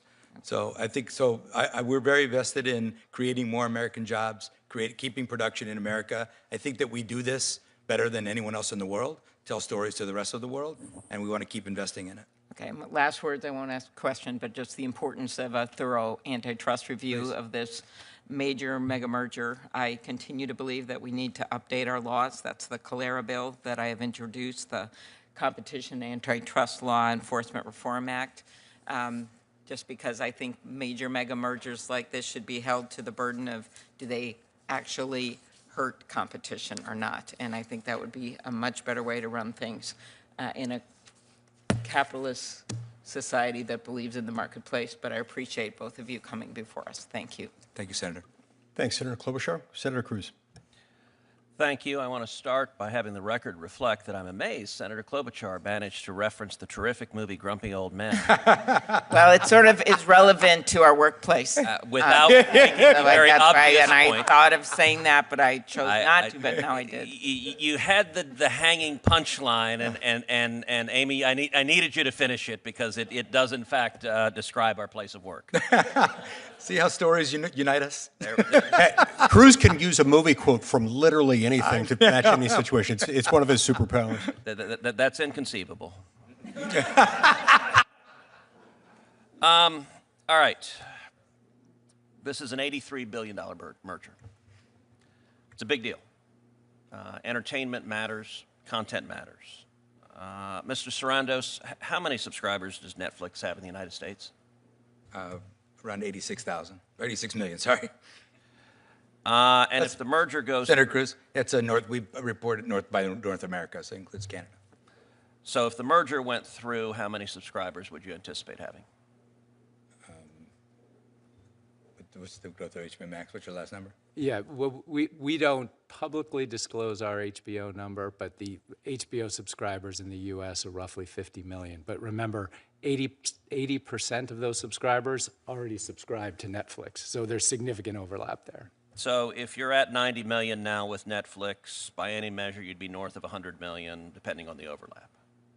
Is that fair to say? Depending on the overlap and the retention, yes. It's a matter of basic economics.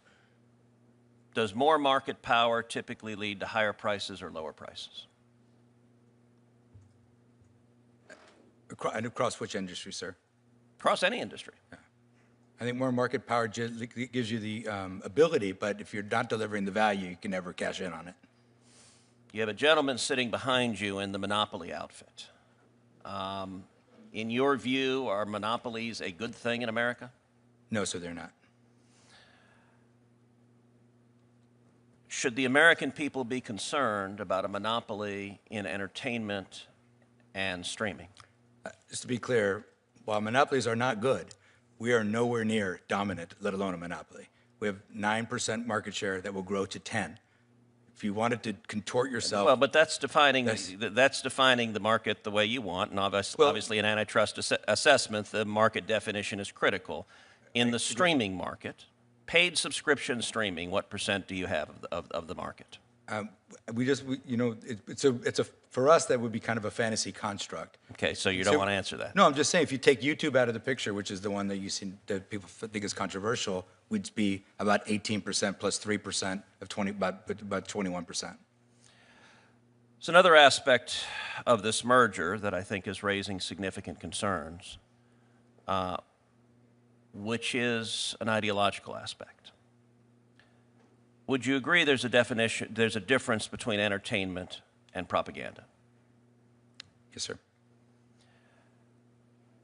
I and many others on this committee have been concerned for a long time about censorship in the media, and censorship in Hollywood. There already seems to be only one acceptable political view. Actually, I want to ask, did either of y'all watch the Grammys this week? I did not. Just the tail end of it. One simple question. Are we right now on stolen land?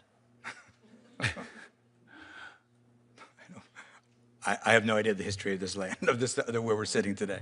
Nor do I, Senator. So that speaks volumes that neither of you are willing to say, hell no, we're not on stolen land. And I will say at the Grammys, when you see an entertainer say, nobody is illegal while we're on stolen land, and then you see entertainers leap to their feet clapping so excitedly at the notion that America is fundamentally illegitimate, it starts to convey that the entertainment world is deeply corrupt. And I will point out that same singer who says no one is illegal on stolen land promptly went back to her $14 million mansion, and somehow that stolen land she wasn't concerned about, just the United States of America. Look, Netflix has long been a left-wing company. Your founder, Reed Hastings, is one of the biggest Democrat donors in the country, including giving millions recently to the massive gerrymander in California, making it one of the most gerrymandered states in the union, because your founder desperately wants a Democrat House of Representatives. Susan Rice from the Obama White House is on your board of directors. You guys gave $50 million to the Obamas, as far as I can tell, to produce no discernible content whatsoever. How would you tell a Texan sitting at home to feel comfortable? CNN is already a dumpster fire. There's nothing resembling objectivity. There's nothing resembling journalism anymore.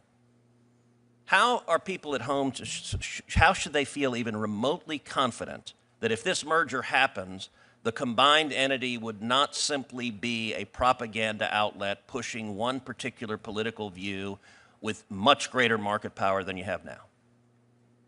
Well, sir, we would fail. We would fail pushing a political view or propaganda. We deliver entertainment to consumers.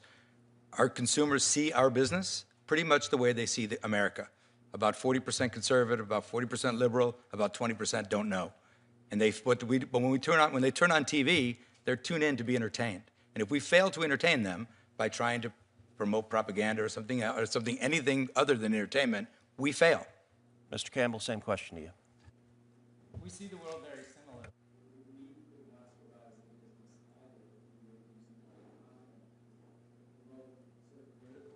We have a very broad range of content across not only HBO Max, but all of our platforms that we need to appeal to all audiences. Our content ranges from Hard Knocks from the NFL to shows like Deadliest Catch and Gold Rush. It's a very broad collection of programming that represents broad interests across America. You have a wide range of programming on HBO. Name one program that is designed to appeal to conservatives. We don't design our programming to appeal to I can think of a lot that are designed to go to liberals. Name one. None of our shows are designed to go to any political group. They're designed to appeal to... Really, John Oliver's not designed to appeal to a certain group? It's a program that... for which there's... You just said none of your program is... Look, let me ask you, do you think CNN is fair and balanced? I do believe CNN is a fair... So when CNN showed riots and fires behind them, and you put a chyron, mostly peaceful but fiery protest, was that journalism? Sir, I'm not involved with CNN, and in fact, they're not part of this transaction, but they have an independent editorial board, they have independent news gathering. We don't direct... They have no independence other than hating Donald Trump, which is why their viewership numbers have plummeted, because they don't actually report news. They instead engage in very biased propaganda. And I will say, the truest words you said a minute ago is when you said with respect to Mr. Sarandos, well, he and I see the world in very much the same way. That is exactly the problem, that in the world of journalism, it should not be propaganda. In the world of entertainment, there is a reason why entertainers who are even slightly right of center get blackballed in Hollywood, writers get blackballed in Hollywood, actors get blackballed in Hollywood. And I've heard nothing today to give me any confidence that this merger would do anything other than make that problem much, much worse. Thank you. Thank you very much, Senator Cruz. All right, Mr. Campbell, I want to go to you for a moment. Warner Brothers, on its official YouTube channel description, lists a few things in terms of its offering. It invites viewers to subscribe for what it describes as follows, quote, movie trailers, clips, and featurettes. But it doesn't say anything in there about full feature-length movies or television series, correct? We provide a significant amount of content to YouTube, including produced shorts. We have television, children's programming. We do not license feature films, no. Okay. So, there are some of those things on there, but you would say that's a smaller percentage, likely in the low single digits for Warner Brothers? Oh, it's hundreds of hours of programming that we provide. Oh, no, I don't doubt that. But in the broad scheme of things, in terms of all the content that is displayed through YouTube, it's a small portion, right? I mean, that's not your bread and butter for YouTube. It's not the bread and butter for this. It's a small portion, but it's an important platform for us, yes. Okay. All right. This is good to know. Now, let's. Now we're not going to do that. You're free to be here. I was worried, by the way, when Ted was suggesting it was a costume. I had this brief moment. What if it's not a costume? What if that's just the way he dresses? But it's not. After the merger, let's assume for a minute that the merger is consummated, that it doesn't encounter any hiccups, it isn't blocked by mergers or by some other event. Post-merger, imagine that world. Netflix would control Warner Brothers' film and television content library, correct? Correct. Yeah. Netflix, at that point, could choose to do with it what it wants. So despite present intentions, I mean, you're the co-CEO of one of the most successful companies in American history, not just in history, but not just today, but ever. And you've got to be that way because you've been able to adapt to market conditions. You saw that, for example, with you started out as a DVD rental business by mail, and you adapted with technology and changing market preferences, and you saw those things happen. So with changes, you won't be under any binding obligation to license Warner Brothers content to a rival streaming service, correct? We would not be obligated to, but that we certainly would want to. Sure. The business model, again, the price is baked into billions of dollars of revenue from that division No, of the company. I get that. But there's no contractual obligation. I'm not aware of any legal obligation to do that. Now, intentions aside, because there is no obligation to license that content, you could decide not to. And that I'm sure you would concede would alter the competitive landscape to a degree. It's relevant, is it not? I'd say it would be possible, sir, to make bad business decisions like that, but I hope we would not. So, and likewise, even if you didn't decide to stop licensing to others, you could also make an infinitely dialable, infinitely scalable set of decisions regarding the licensing fee arrangements so as to make it either more or less attractive for others to stream Warner Brothers content. Is that right?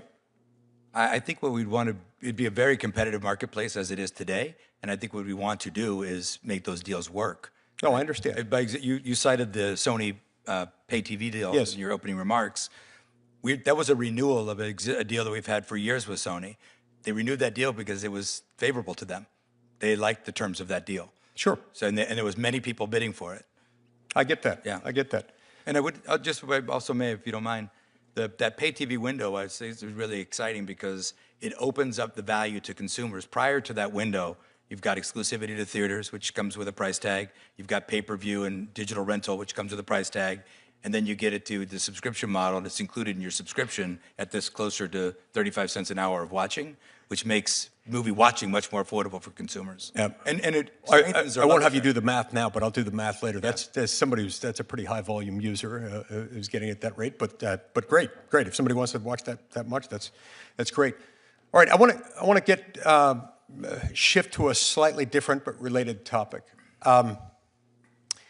It's my understanding that it's Netflix's position that this deal doesn't require any kind of divestiture or other remedy in order to address any anti-competitive concerns. Is that correct? Is that still your position? That's our position, but it's going to ultimately be up to the Department of Justice. Sure.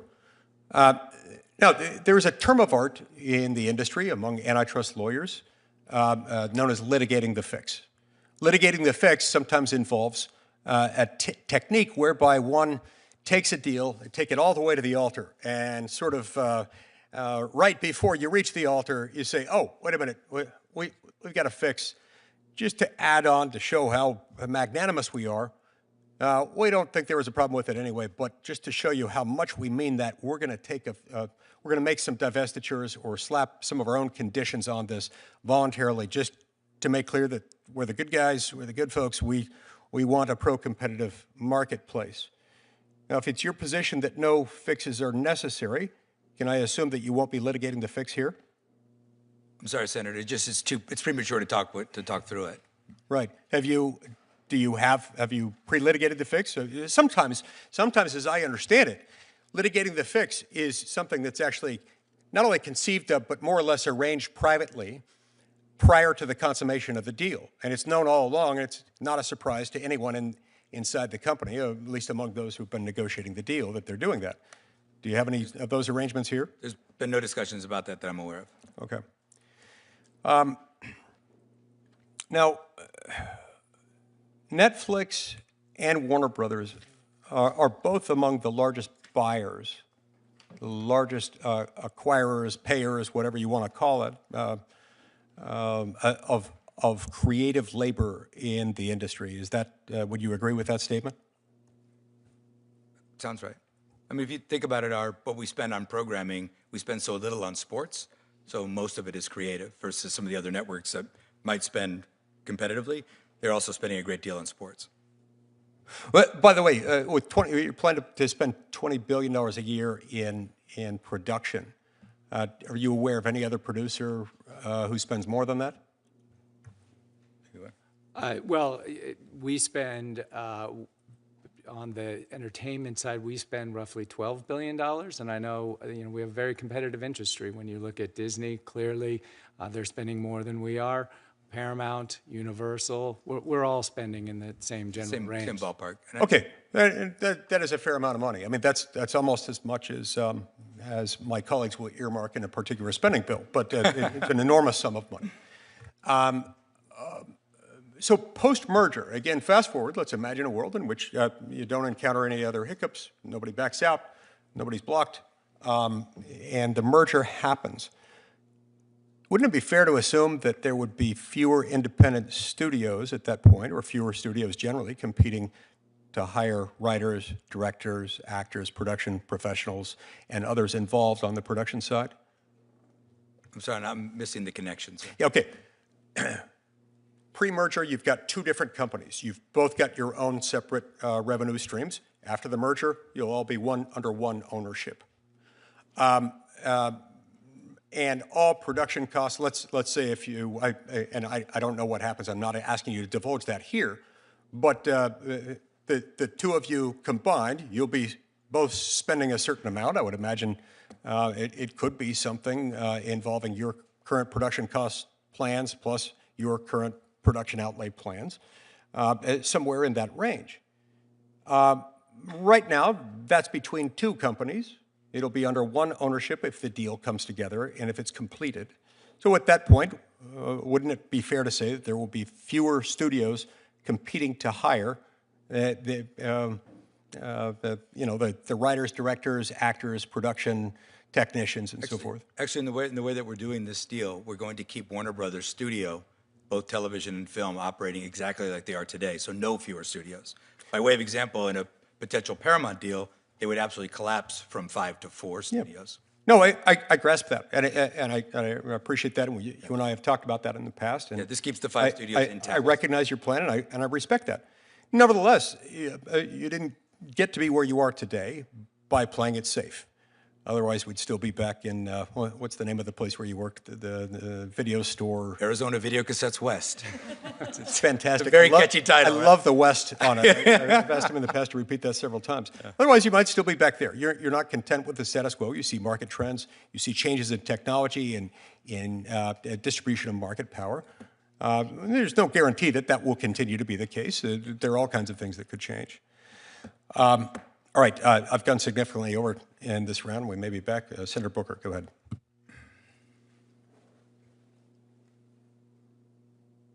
Thank you, Mr. Chairman. Mr. Campbell, it was reported that Mr. Sarandos met with President Trump on November 24th and discussed Netflix's bid to buy Warner Brothers at length. When Discovery acquired the Warner Media assets from AT&T in 2022, did you or Warner Brothers Discovery CEO David Zaslav meet with President Biden to discuss that transaction? I'm not aware that there was any such meeting, no. Have you or David Zaslav met with President Trump to discuss this transaction? No, we have not.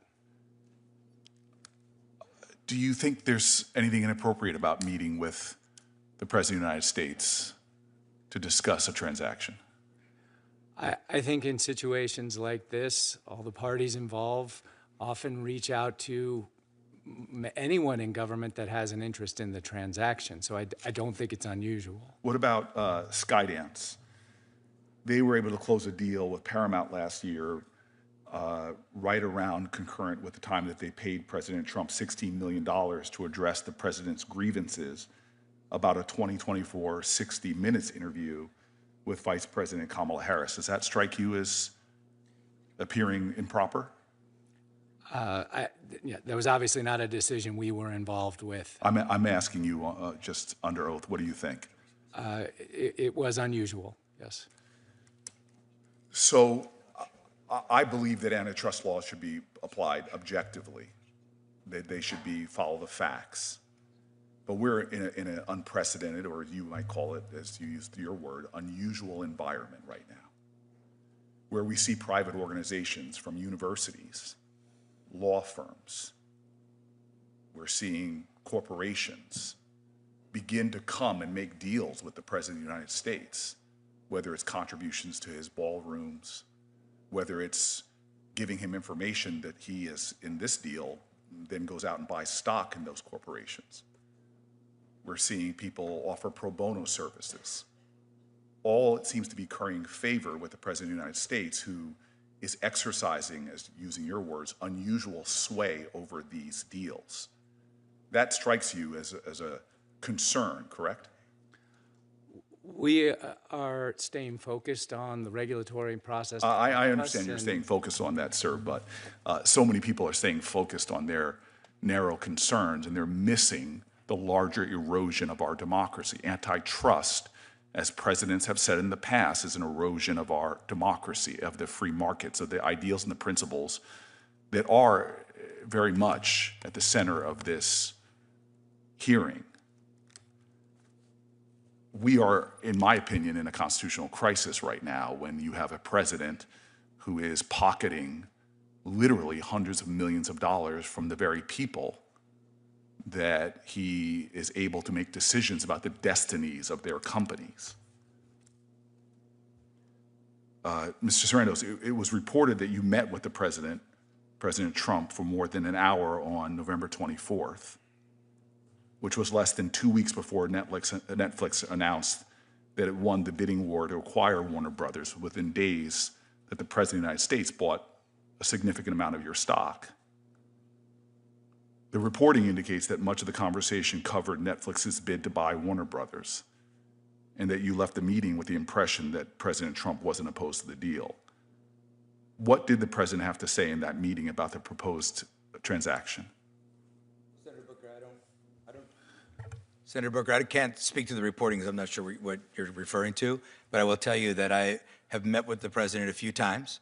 We have talked about the state of the entertainment industry in general, production economy, runaway production, the value of incentives, the cost of tariffs, all the different ways that we can protect and create American jobs.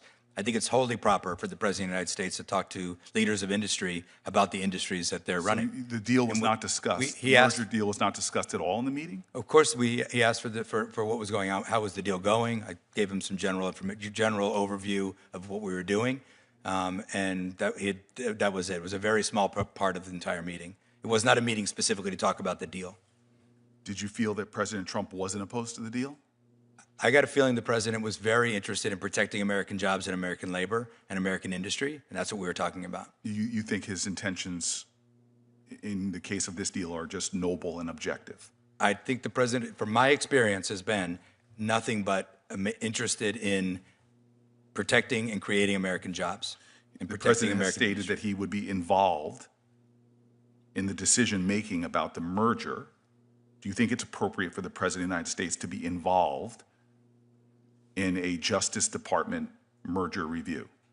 I have confidence in this case on the merits and that it will be run by the Department of Justice. But that's not what I asked. I asked you, do you think it's appropriate for the President of the United States to be involved in a merger review? I don't know if he's involved or not. So what I'm saying is that this merger stands on its merits and will be reviewed by the Department of Justice, and that is the proper channel. Do you think it's appropriate for the President of the United States to buy stock in a company that's going through a merger that's going to be reviewed by the Justice Department, in which he says he will be involved in?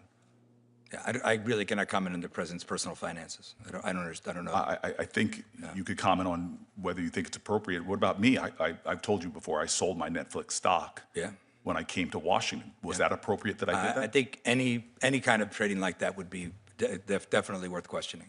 Would be inappropriate for me right now to be in this hearing as my position to be trading in stock. I think no one with insider information should be trading stock. So why is it hard? Wouldn't you agree then that the President of the United States? I don't know that he bought stock or bought. I've heard him reporting all different. But it would be appropriate if he did do that, yes? I don't think anyone with access to private inside information should be trading in the stock. Do you think merger reviews should be in any way political? No, I do not. I believe that they should be overseen by the Department of Justice and to protect consumers. I think that's one of the core challenges we have right now in our country is that we have major society impacting mergers like this being done by a Justice Department, overseen by a president who seems to take personal tribute, whether it's people settling ridiculous legal cases from media companies, where he and his family get direct payouts from those companies, where he's literally buying stock within days of having private conversations that were not public with leaders like yourself, where the president has insinuated time and time again that these are not for the independent Justice Department, but are for him. That is clearly happening in the context where we have a corrupt political system where nobody on this dais or the people behind you in the public know whether you've made contributions to political organizations because we don't have disclosure laws that would allow us to even know if corporations like yours are contributing to the very politicians who seem to be wanting to exercise sway over the process. I got to show you, Senator Booker, there was no request or any offer that had anything to do with this deal in that conversation. Yeah, and I appreciate that, and I take your word at it, because as I've said multiple times, you're a person of remarkable integrity, and I've found you that way. But I think the larger problem here we have is that corporate power is growing in the United States of America in a staggering way, creating disparities of wealth that are unconscionable, even unimaginable just a generation ago, and where that wealth and that power are being exercised in a way that is indicative of crony capitalism, where people have access to the President of the United States, overtly give him millions and millions of dollars while he's overseeing decisions that affect the very culture of our country.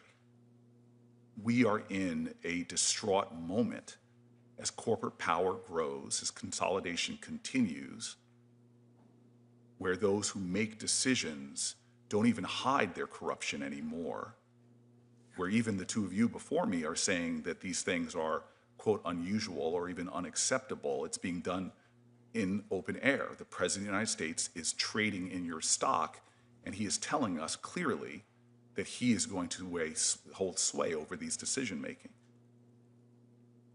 I tell you, and I've told you, that I'm hearing from parties who are expressing fear, and that fear comes not just from their self-interest, but about what our society is spiraling towards as wealth becomes more concentrated, as corporate power and their ability to sway the decisions of politicians becomes greater and greater.